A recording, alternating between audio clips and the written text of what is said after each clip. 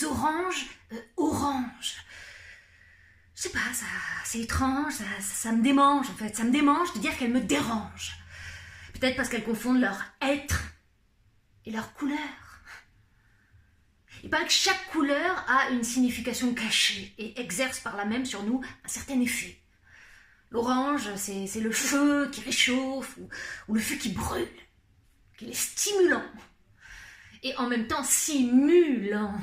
Il prétend être ce qu'il paraît, avec quand même un brin de redondance. Orange, orange. Et le rouge, couleur passionnée. Et j'aime pas les oranges rouges, dites sanguines. Une espèce haute en couleur, ou une race rouge de colère. Leur jus me rappelle le sang qui circule bien ou mal dans mes veines à chaque battement de mon cœur. Et c'est plus l'être de l'orange là dont il est question, mais son expression, si je puis dire. L'orange qui vire au rouge n'accomplit aucune action, mais laisse éclater sa passion. Ce qu'elle a d'extrême ou de suprême, comme orange foncé ou défoncé. Elle a peut-être honte d'elle-même en rougissant. Ou alors, elle voudrait nous insinuer qu'elle est chaude comme la braise, qu'elle brûle de l'intérieur. Et j'aime pas ça du tout, l'avoir dépossédée d'elle-même, dénaturée, même en peinture.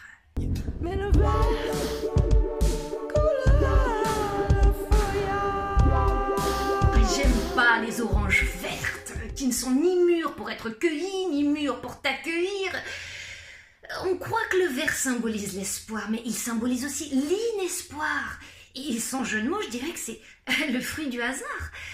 On sait qu'il va devenir, mais on ne sait pas ce qu'il va devenir. Un message dans une bouteille ou un breuvage à nul autre pareil. En fait, l'orange verte n'est jamais assez précoce pour le négoce. Pour s'enrichir, les marchands du temple de la mondialisation ne la laissent pas mûrir. Ils la récoltent dès qu'ils la voient fleurir. Et c'est ce que j'appelle un véritable détournement de mineurs.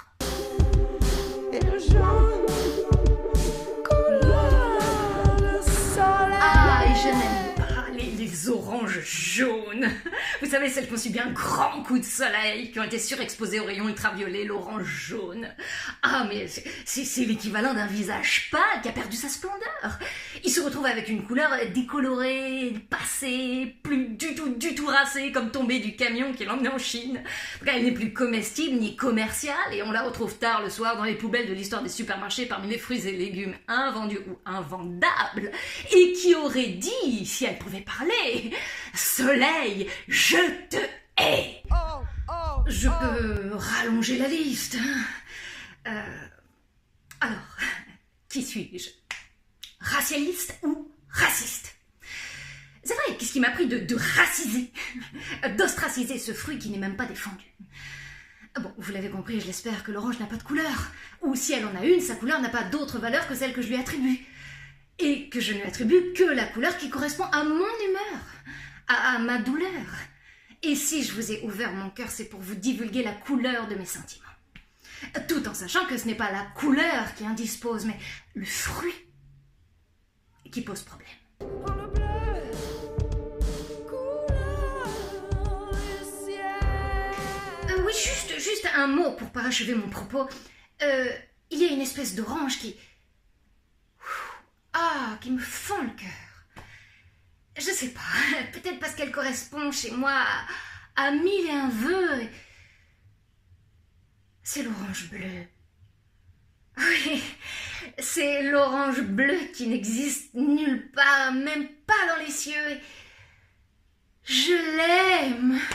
Oh, qu'est-ce que je l'aime parce que elle est sans lieu, elle est atypique, elle est atopique, comme on dit en grec.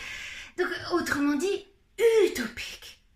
C'est une utopie, c'est mon utopie qui me fait attribuer plus de vérité au rêve qu'à la réalité. Ah, allez, les bleus, allez!